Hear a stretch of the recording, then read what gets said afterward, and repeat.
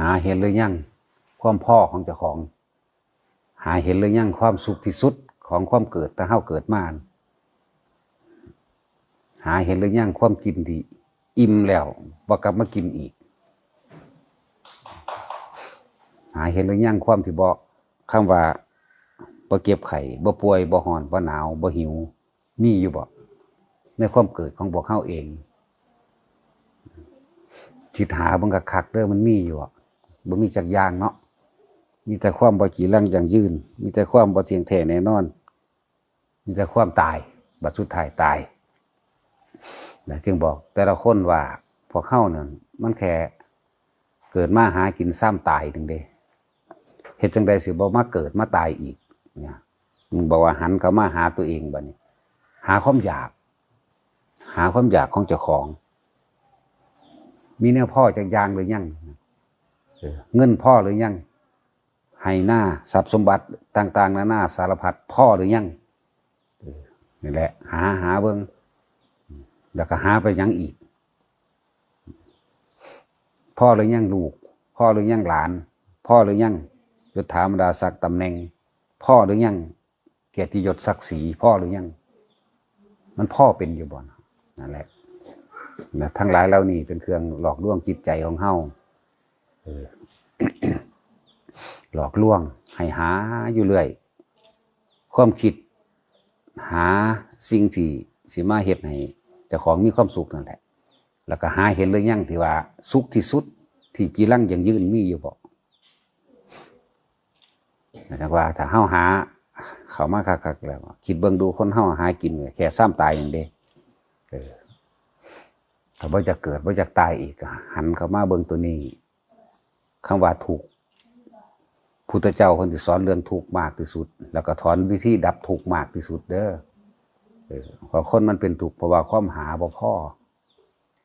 หาจังใดก็บ่พอเป็นเด้และเมื่อความโลภในอาการของการหา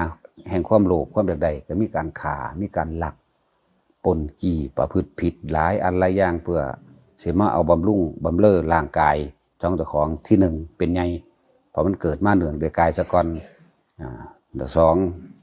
ในบุคคลที่เจ้าของนั้นลักที่เป็นอัตตาตัวตนของเฮาเองนั่นแหละในตระกูลในหมู่ในพวกเพื่อสร้างยศถาบรรดาศักดิ์และอำนาจแต่เฮาเห็นตัวนี้เป็นของบ่จีรังยั่งยืนแต่เฮาเห็นตัวนี้ว่าเป็นเหตุเป็นสาเหตุทั้งเบิดเลยที่ให้สัตว์เวียนว่ายตายเกิดคือเฮาเองหันเข้ามาเบิ่งความคิดเจ้าของนั่นแหละทีนี้เหนือธรรมทั้งปวงหลักธรรมทั้งปวงอีกร่วมอยู่ในความคิดเฮาจิตเป็นผู้คิดผู้นึกผู้ปรุงผู้แต่งในความแสวงหาอยากได้อยากดีอยากมีอยากเป็นแล้วก็หามามากแล้วนี่แหมน้อมเข้ามาเบิ่งถ้าเฮาเริ่มเห็นโดยสัมมาทิฏฐิจังซี่ก็ว่าปัจจัย4เครื่องอาศัยของร่างกายของพวกเฮาเองเครื่องอาศัยของหมู่สัตว์อาหารเป็นที่หนึ่งของแล้วเป็นอีกหนึ่งของโลกคำว่าของโลกนี่โลกเฮานี่เองเด้อาหารเป็นที่หนึ่งของโลกร่างกายเฮานี่ได้โลกจักนั่นแหละอารมณ์ความรู้สึกทั้งหลายนั่นแหละร่างกายเฮานี่แหละโลกที่สุดของโลกก็อยู่ในกายเฮานี่แหละบ่ได้ในก้อนดินบ่ได้ในภูเขาบ่ได้อยู่น้ำเลือกสวนไรหน้าบ่ได้อยู่น้ำทรัพย์สมบัติเด้นั่นแหละที่สุดของโลกต้องเฮ็ดหาให้มันเห็นอารมณ์ความเข้าไปยึดติดยึดมั่นถือมั่นสำคัญมั่นหมายว่ากายนี่เป็นเจ้าของอยู่บ่เนี่ยนี่นะที่สุดของโลกมันออกจากกายนี่โลกนี่ก็วัตถุทั้ง4ดินน้ำไฟลมกับกายเฮานี่แหละดินน้ำไฟลมก็เลยประกอบกันเข้าตัวควบคุมมันกับตัวใจเฮานี่แหละบัดนี้นี่หาเข้ามาเพราะว่าความเข้าไปยึดติดในกายเมื่อยึดติดในกายแล้วทุกสิ่งทุกอย่างก็เนื่องจากกายมันก็เลยมีเวทนานอกๆความหิวความร้อนความหนาวความเจ็บความปวดความป่วยเวทนานอกๆนี่แต่เฮาเห็นมันแล้วว่าบ่กี่รังบ่ยั่งยืนบ่เที่ยงแท้จากอันจากอย่างก็เข้าไปเห็นเวทนาในตัวในหยังในความรู้สึกที่ยังมีความสำคัญมั่นหมายยึดมั่นถือมั่นในอารมณ์แห่งความพอใจเนี่ยมันก็เห็นเวทนาเลื่อมเข้าไปหาสัญญาคือความจำได้หมายรู้ความสำคัญมั่นหมาย ร่วมเข้าไปคือความคิดปรุงแต่งทั้งหลายที่ร่วมอยู่ในนี้ร่วมเข้าไปอีกคือตัววิญญาณ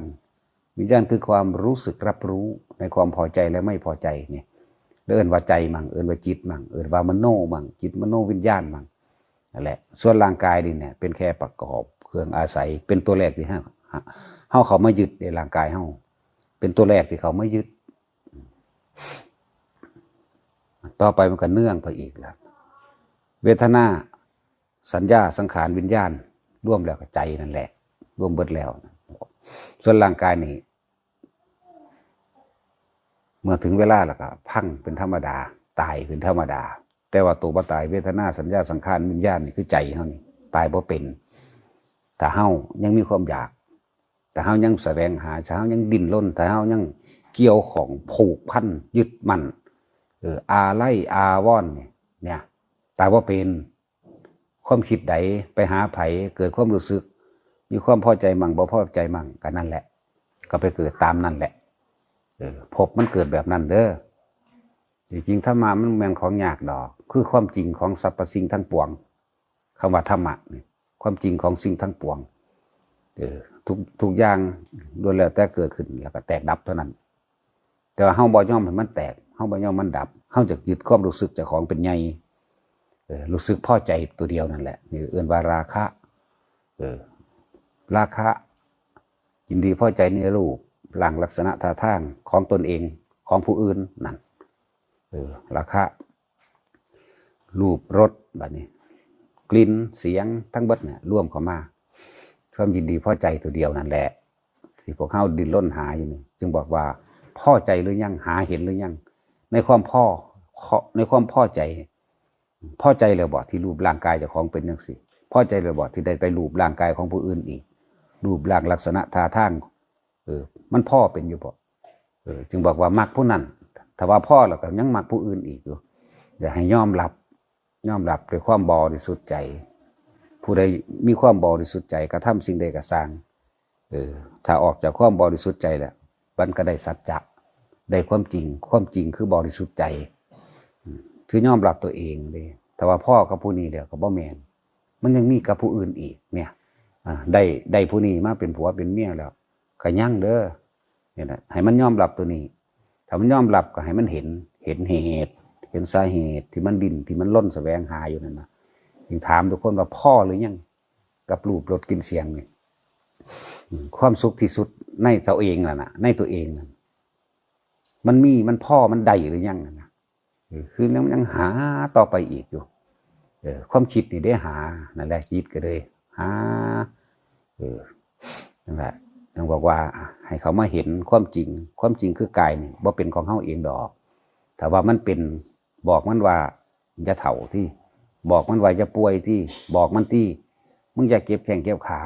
มึงจะหิวมึงจะห่อนมึงจะหนาวที่เนี่ยมันบ่เป็นนี่ก็ฮู้ละอันนี้ก็เป็นของบ่จีรังอย่างยืนความแท้แน่นอนบ่ได้ตัวสิควบคุมทั้งเบิดคือใจพยายามหาวิธีสติควบคุมใจได้บัดสติควบคุมจิตนั่นแหละจึงบอกว่ากิเลสตัณหาสิมากไม่สิกว้างไกลสิมากเพียงใดก็สร้างถ้าควบคุมใจตัวเดียวได้ก็เป็นอวายุได้คือกันเห็นเข้ามา จึงมีวิธีให้พวกเข้าเครื่องหลอกลวงทั้งหลายอันตาหูจมูกลิ้นกายใจทรงออกรูปรสกลิ่นเสียงสัมผัสอารมณ์ความรู้สึกคือความหลอกลวงทั้งหลายความคิดของเฮาเองแล่นหานี่แหละแล่นหาสิ่งเหล่านี้พ่อบ่เป็นถ้าสิเอาสิ่งใดสิ่งหนึ่งมาเป็นเครื่องล่อเครื่องว่าให้มันพ่อมันก็พ่อบ่เป็นเพิ่นจึงมีกุศโลบายเครื่องล่อยังล่อให้ความคิดอยู่ใส่อยู่กับตนอยู่กับลมหายใจเจ้าของลมหายใจก็เป็นกายในกายอันหนึ่งนี่ล่อให้มันอยู่ไปอยู่มาเลยไปเลยมามันก็ค่อยๆเห็นความคิดของเฮาที่เขาไปยึดมั่นสำคัญมั่นหมายไปห่วงลูกห่วงหลานห่วงนั่นห่วงนี่มันมีมาแล้วบาดนี้เฮ็ดจังไดล่ะมีมาแล้วก็เลยต้องห่วงนะแต่ถ้าเฮาเข้าใจคำว่ามันมีมาเฮ็ดให้เกี่ยวของแล้วบัดนี้เฮามาเห็นธรรมแล้วเฮามาเห็นทางแล้วก็พยายามหยุดความผูกพันเอาไว้ความผูกพันคือความอาลัยความคิดนึกว่างปรุงแต่งอนาคตไว้ให้เขาเด้ หยุดมั่งเป็นบางครั้งบางคราวหยุดยังหยุดอยู่กับลมนั่นแหละกายในกายคือลมหายใจลมหายใจเป็นเครื่องล่อให้ความคิดเฮาอยู่ซะก่อนอยู่ไปอยู่มาบัดนี้มันสิแยกแยะเองดอกสติกำกับน่ะสติน่ะแยกแยะเองนั่นแหละมันนั่งสิไปเห็นดอกความจริงของสิ่งทั้งปวงสติกำกับจิตเห็นอันนั้นก็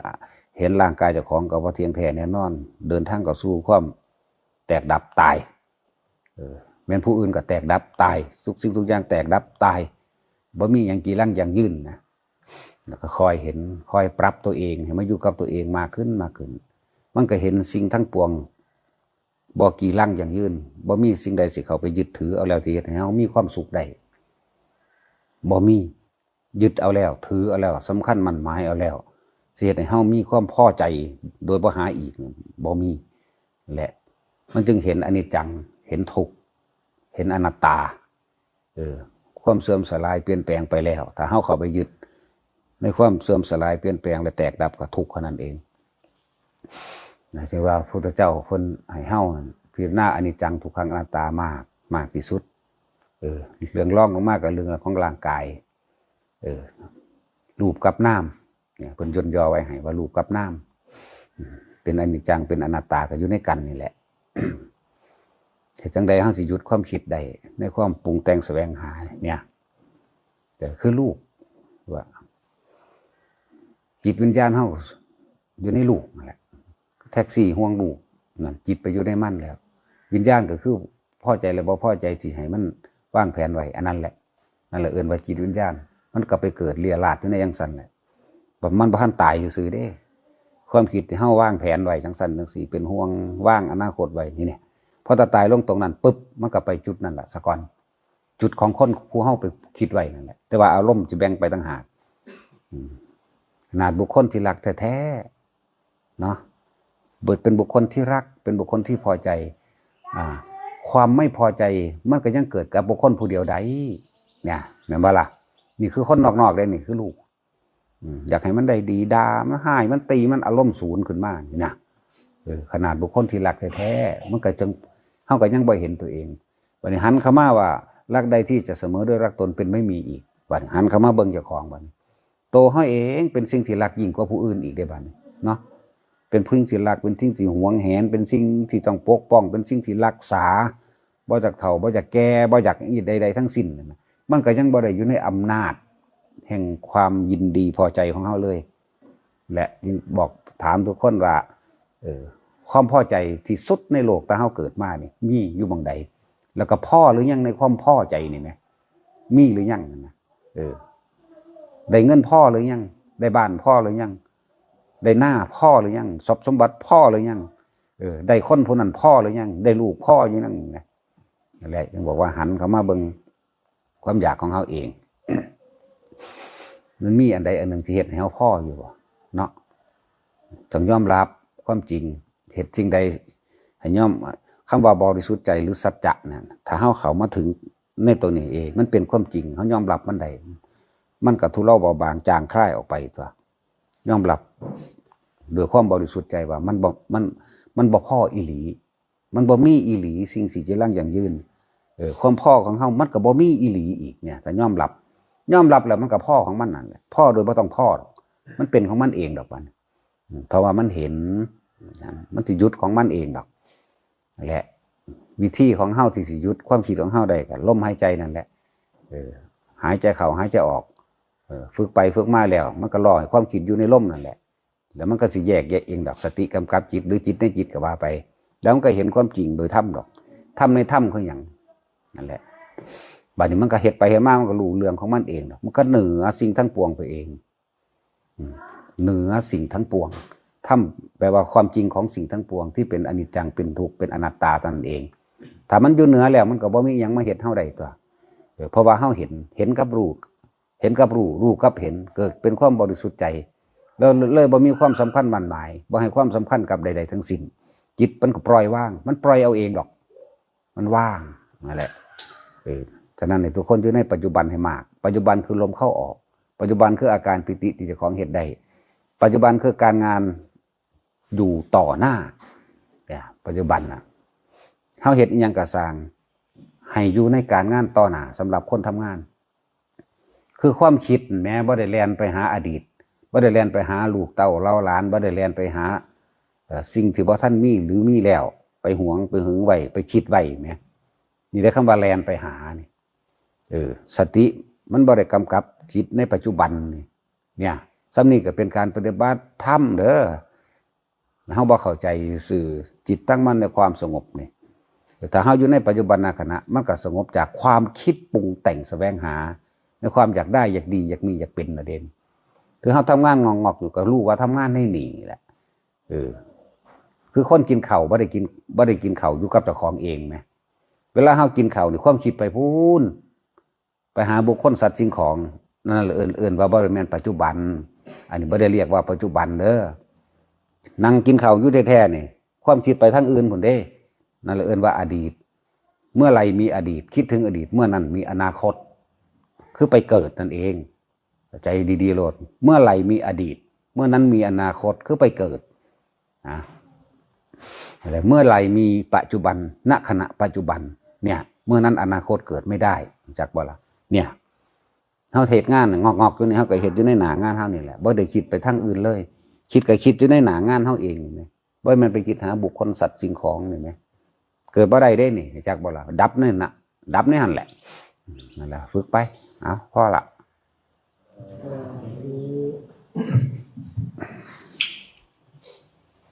ยะถาวาริวาปุราปุเรนติสาคารัง